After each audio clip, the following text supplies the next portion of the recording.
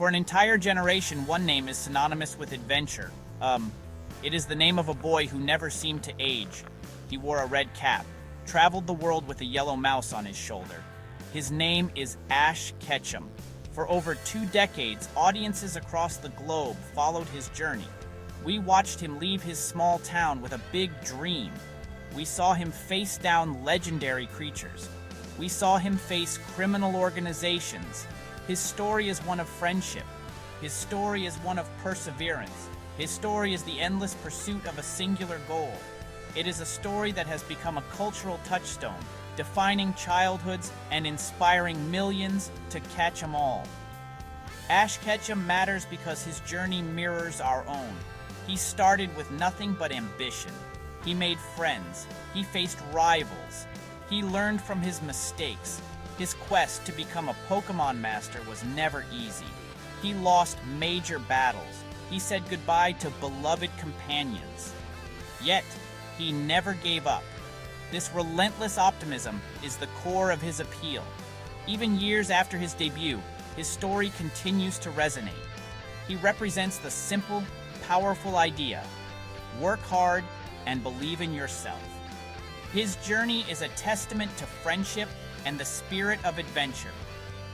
Our story begins in a quiet, unassuming place called Pallet Town, sun-drenched small town by a forest and the sea, known mostly as the home of Professor Oak. Pallet Town is a place where life moves slowly. Kids play in the fields. Neighbors know each other by name.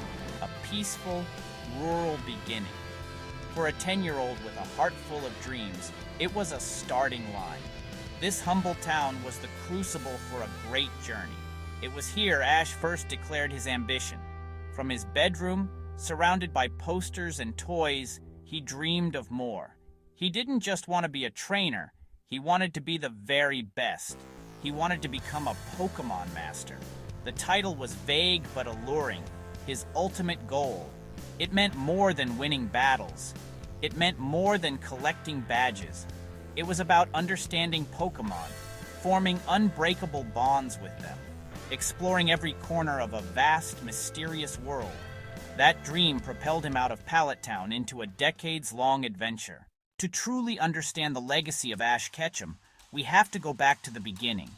We will trace his path chronologically, starting from that fateful morning he overslept.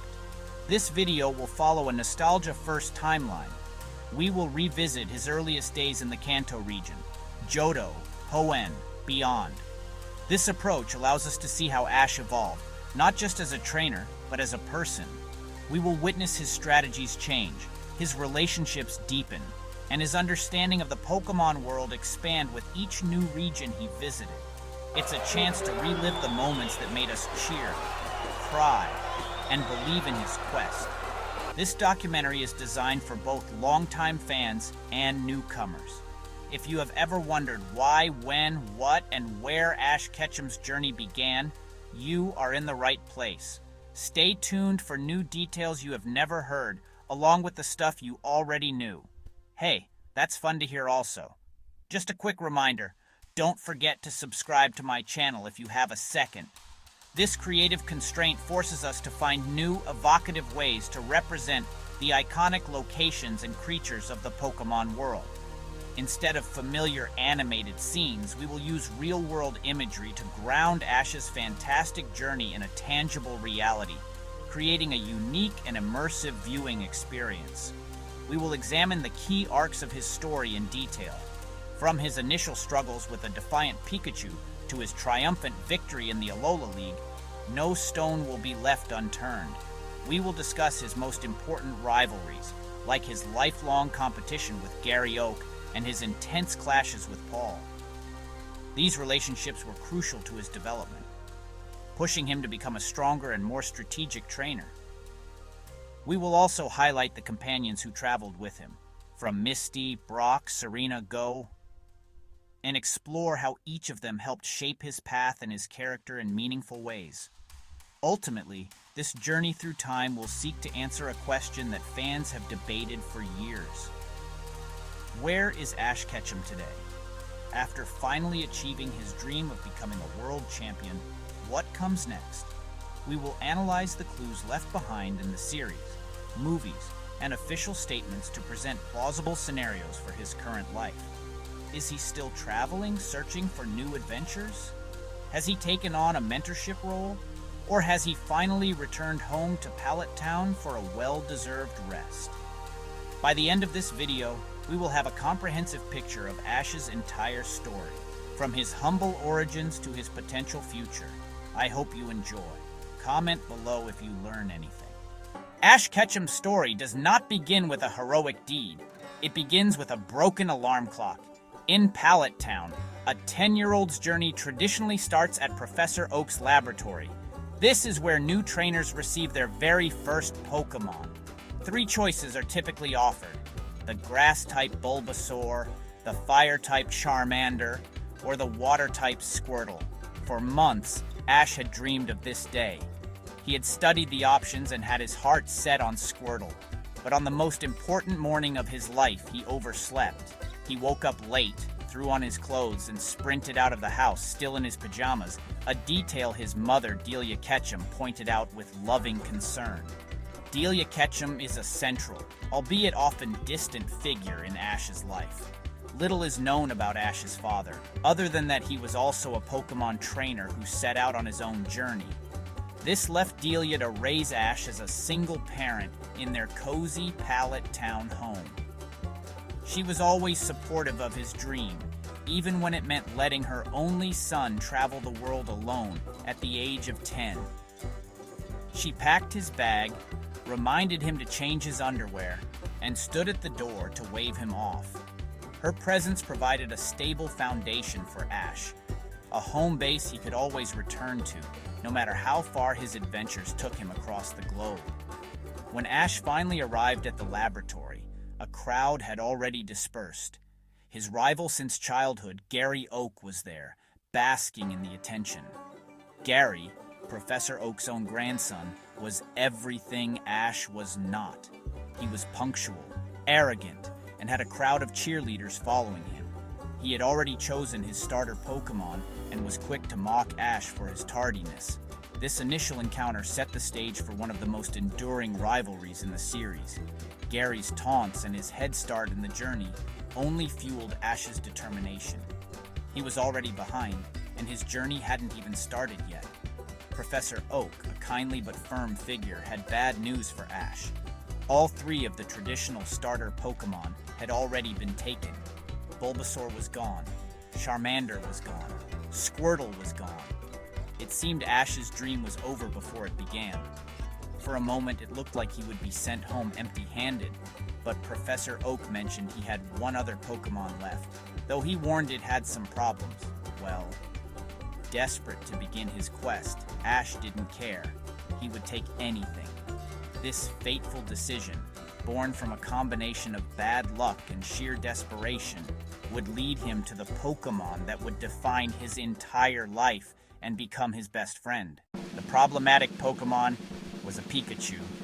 It was an electric mouse type, small, seemingly cute. But this particular Pikachu was different. It was kept inside a Pokeball with a lightning bolt sticker, a warning Ash missed. Professor Oak released it, and Pikachu showed its defiant nature. It refused to be friendly. Ash tried to hug it. Pikachu shocked him. Oak explained the Pikachu distrusted humans, preferred to stay outside its Pokeball. Ash's starter wasn't the loyal partner he imagined. He got a Pokedex, some Pokeballs. But his first task was earning trust. The journey began on a difficult note. Pikachu refused to walk. Ash dragged it with a rope. It ignored commands and mocked him at every turn. Ash's attempts to catch other Pokemon like a Pidgey failed without Pikachu. He battled a Spearow and only angered it. The Spearow called its flock for backup. Ash and Pikachu ran for their lives. A frantic, terrifying chase. The flock cornered them. Pikachu was badly injured. Ash grabbed Pikachu, jumped into a raging river to escape. Misty fished them out. Furious, Ash had stolen her bike to get help. There was no time to argue. The flock kept chasing. A storm rolled in. Ash stood between Pikachu and the flock. He vowed to protect Pikachu, to become a Pokemon master. That selfless moment changed everything.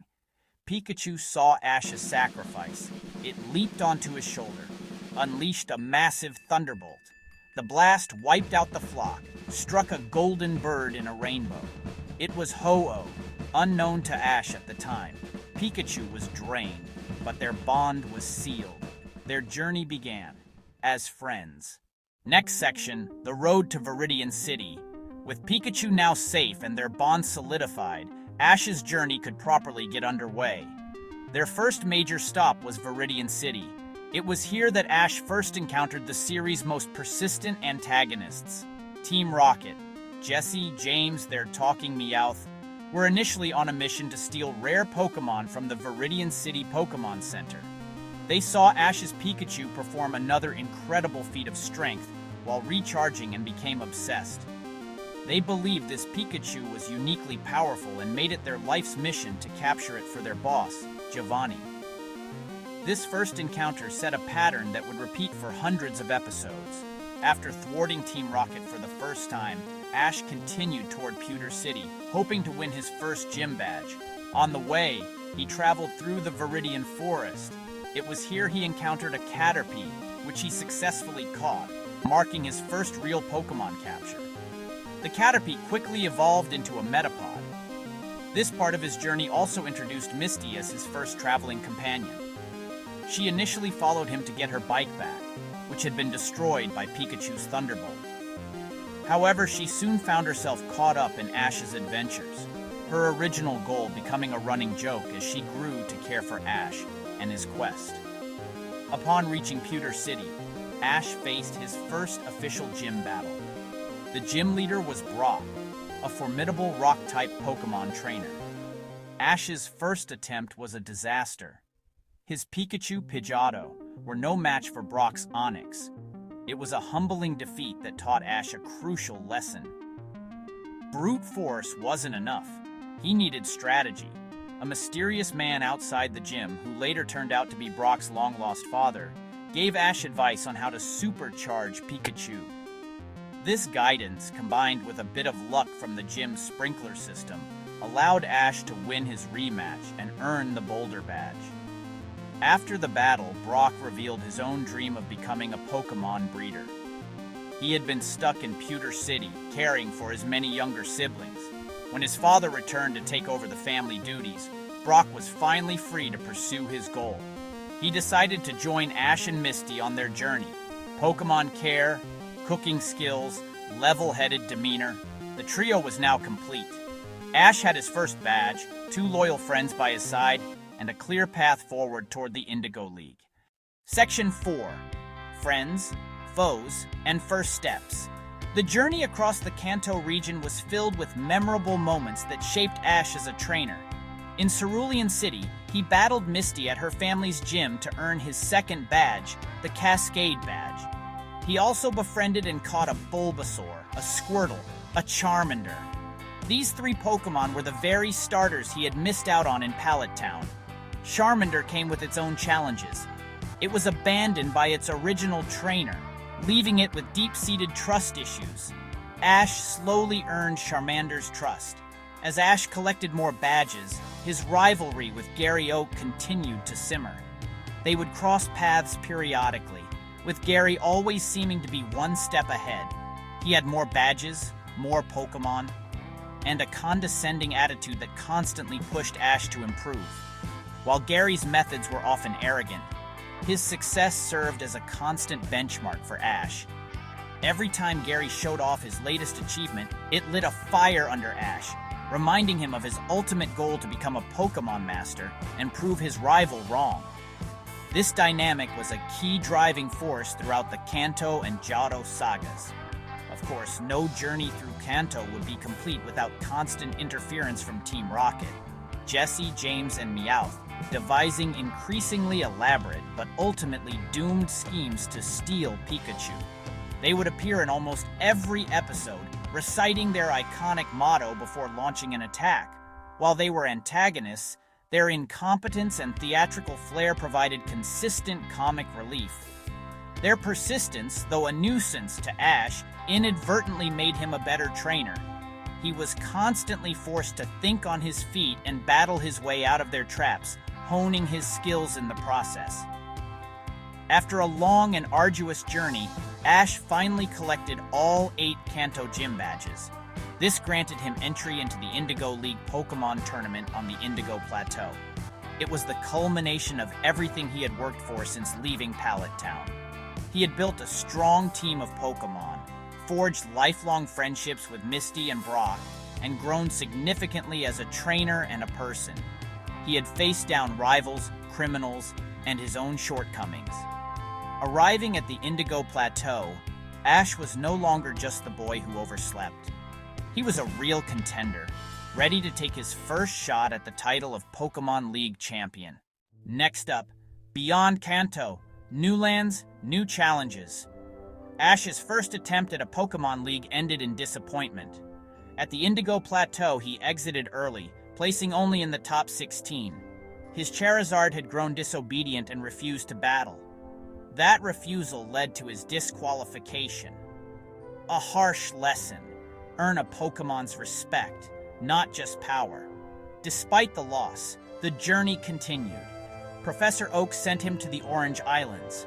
The Orange Islands, tropical, unique to the anime. Ash was sent to retrieve the mysterious GS Ball. This arc bridged Kanto and Johto. The Orange Islands presented different challenges. No gyms. Ash faced the Orange Crew and their trials. Brock stayed with Professor Ivy. Tracy Sketchit joined Ash and Misty. Tracy sketched Pokemon instead of battling. The group shifted toward exploration and discovery. Ash used creative strategies and earned the Orange Crew's respect. He faced Champion Drake in a 6-on-6 and won, becoming Orange League champion. With that win, Ash set sights on Johto. Ash, Misty, Brock. The trio began the Johto journey. The saga carried Kanto's momentum into Johto. Ash faced new gyms, Heracross, Totodile. His rivalry with Gary Oak continued. The GS Ball remained an unresolved plot point. The Johto journey showed slow, steady growth for Ash. At the Johto League Silver Conference, Ash faced Gary. In a tense, full battle, Ash defeated Gary for the first time in a major tournament. Charizard, Blastoise. The Charizard versus Blastoise clash decided the match. The victory was monumental, proving Ash's growth. Next round, Ash lost to a Hoenn trainer. The loss introduced a new region and set the stage for the next adventure. Entering the Hoenn region marked a significant shift in Ash's journey. For the first time, he started fresh in a new land without his old friends, Misty, Brock. Ash traveled to Hoenn with only Pikachu. This soft reboot established a new formula for the series. Ash would meet new companions in each region. In Hoenn, he was joined by May, Max. Brock would later rejoin the group, but the dynamic had changed. May's goal was to become a top coordinator in Pokemon contests. A new type of competition focused on style and performance. This added a fresh dimension to the group's travels. Ash's journey through Hoenn saw him mature as a mentor figure. He took on a guiding role for May, helping her learn the basics of being a trainer. Sceptile, Swellow. The animation style also received an upgrade, becoming cleaner and more dynamic, making the battles more exciting to watch. Ash's strategies became more refined as he faced the Hoenn League. He made it to the top 8, where he lost a close battle to Tyson, the eventual winner. While another league loss, his performance was a clear step up. After Hoenn, Ash returned to Kanto not for rest, but for another challenge, the Battle Frontier. Misty, Brock, Tracy. The Battle Frontier was a series of 7 unique facilities run by powerful frontier brains. Defeating them was said to be as difficult as becoming a Pokemon League champion. This arc was purely about showcasing Ash's skill. There were no new Pokemon to catch or a league to prepare for. It was a pure test of his abilities as a trainer, forcing him to use Pokemon from his entire journey so far, including his original Kanto team. This challenge pushed Ash to his limits. The Frontier Brains used unconventional tactics, forcing Ash to think outside the box. Factory renting random Pokemon. Trainers using legendary Pokemon like Articuno. In the end, Ash conquered all 7 facilities. He defeated the final frontier brain, Brandon, in a thrilling battle. His victory earned him the offer of becoming a frontier brain himself. In a defining moment of character, Ash declined the offer. He explained that his journey was not over. His dream was still to become a Pokemon master, and there were still too many Pokemon to meet and places to see. Yes. The journey to the Sinnoh region represented a peak in Ash's maturity and storytelling complexity. Upon arrival, Ash quickly met his most significant rival to date, Paul. Where Gary Oak had been an arrogant but ultimately conventional rival, Paul was Ash's ideological opposite. He was cold. He was calculating. He was ruthless.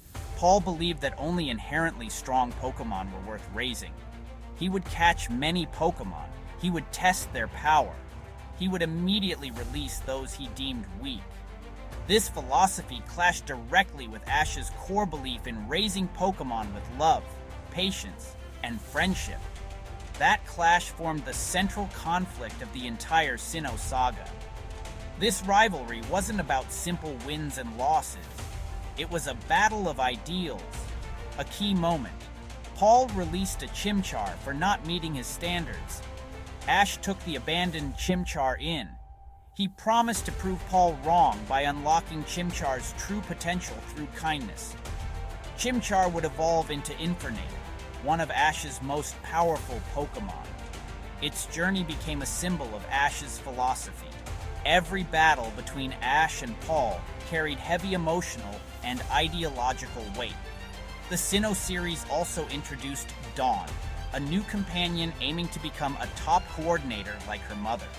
Her dynamic with Ash was mutual respect and friendly competition. They trained together. They supported each other. They even traded Pokemon, a first for Ash with a traveling companion. Storytelling became more serialized, with arcs and rivalries developing across the season. Animation quality leapt forward. Battles became more fluid and strategically complex than ever. Ash was portrayed at his most competent and mature. The Sinnoh League was the culmination of that growth. Ash fought to the quarterfinals. There, he finally faced Paul in a full 6-on-6 battle. Fans regard that fight as one of the best in the anime. It was a strategic masterpiece, showing everything Ash had learned. The battle ended with Ash's Infernape defeating Paul's Electivire, a triumphant, cathartic victory. Ash lost in the next round to a trainer using legendary Pokemon, but his victory over Paul was what truly mattered. He proved his philosophy and earned Paul's respect, marking a major milestone.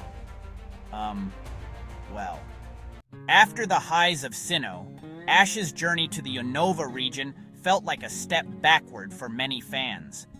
This arc is often referred to as a hard reset for his character. Ash arrived in Unova acting more like a rookie trainer than the seasoned veteran he had become. He made basic mistakes. He struggled against new trainers. His strategic prowess seemed to have diminished. He was joined by new companions, Iris, Seelan. Iris wanted to be a dragon master. Seelan wanted to be a Pokemon connoisseur. The tone became lighter and more episodic. It returned to a style reminiscent of the original Kanto journey. This change showed up in the storytelling and in the animation. The art grew more cartoonish. Simpler character designs, more exaggerated expressions. Ash's Unova team was large. Many of his Pokemon were not fully evolved, a clear departure from his Hoenn and Sinnoh powerhouse teams. He also gained a new rival, Trip. Trip was arrogant and dismissive, much like Gary, but their rivalry lacked the ideological depth of Ash versus Paul. Ash's Unova League run disappointed. He finished in the top 8. He lost to a trainer he'd beaten before. After Unova's mixed reception, Kalos felt like a return to form. Ash traveled to Kalos with renewed purpose and maturity. The animation got a dramatic, popular redesign. Ash appeared slightly older. Battles became more fluid and action-packed. He was joined by Clement, Bonnie, Serena.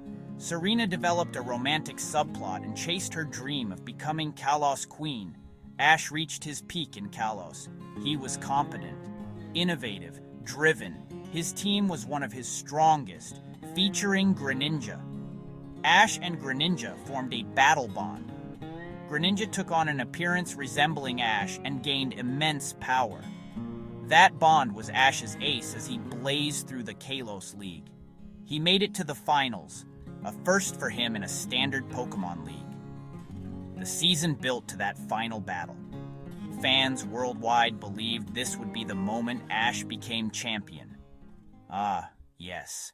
Section 5, Island Champion and World Coronation. The Kalos League Finals ended in a heartbreaking and controversial loss for Ash. He faced off against his friendly rival, Alain, in a spectacular battle. Ash Greninja, Mega Charizard X. Despite a hard-fought battle, Ash was defeated, finishing as the runner-up. The loss was a bitter pill for many fans who felt his victory was long overdue. Following this intense saga, Ash's journey took another dramatic turn in direction. He traveled to the Alola region, a tropical paradise with a much more relaxed culture. The art style changed again, becoming even more rounded and expressive, reflecting the laid-back, slice-of-life tone of the new series. In Alola, there was no traditional Pokemon League journey. Ash enrolled in a Pokemon school on Melemele Island. He lived with Professor Kukui. He became part of a class with several other students, his new companions. Daily lives, unique Alolan culture, the region's guardian deity Pokemon. It was a significant departure from the formula of traveling from gym to gym. Ash's goal wasn't initially to conquer a league, but simply to learn more about this new region. This slower pace allowed for deeper character exploration and a focus on the bonds between people and Pokemon in a community setting. Professor Kukui eventually announced he was establishing Alola's first-ever official Pokemon League conference. Ash, along with his classmates and rivals like Gladion, entered the tournament. Using his unique Alolan team and all the experience he had gained over the years, Ash fought his way to the finals. There, he faced his rival Gladion in a tense battle. In a historic moment over 20 years in the making, Ash defeated Gladion and became the first ever champion of the Alola Pokemon League. It was his first official league championship, a monumental achievement that represented the culmination of a journey that started in Pallet Town. But his journey didn't end there. After becoming a champion, Ash's next adventure was his most ambitious yet. He entered the World Coronation Series, a global tournament, featuring the strongest trainers from every region, gym leaders, champions. His goal was to climb the ranks and earn a chance to battle the reigning world monarch, Leon, the undefeated champion of the Galar region. Traveling the world with his new friend Go, Pikachu, Dragonite, Gengar, Lucario. This saga was the ultimate test of his skills, pitting him against the best of the best on a global stage. Here we are now, the world monarch, reaching the pinnacle. Becoming the Alola champion was a huge milestone, but it wasn't the final peak. Ash's next goal, become the strongest trainer in the world. He entered the World Coronation Series, a global tournament for the world monarch. Pokemon Journeys broke the old formula entirely. Ash was no longer confined to a single region. Based at the Cerise Laboratory in Kanto, he and his new companion, Go, they traveled across all 8 known regions. The format brought back familiar faces. It reopened old locations. It reunited classic Pokemon. Ash acted like a seasoned professional. He was focused and strategic. He assembled a small elite squad. Dragonite, Gengar, Lucario. He relied heavily on Pikachu. The series celebrated Ash's entire history. It culminated in the Masters 8 tournament. Ash climbed to rank 8. Lance, Cynthia, Steven, Leon. Each battle was a masterclass in strategy. He defeated Steven in a breathtaking match. He defeated Cynthia in a chess-like battle. Ash reached the finals against Leon. The battle was a worldwide spectacle. Ash brought his full 6-on-6 team. The fight paid homage to his journey. It came down to a battered Pikachu versus Leon's Charizard. In the final clash, Pikachu won. Ash Ketchum became the Pokemon World Monarch.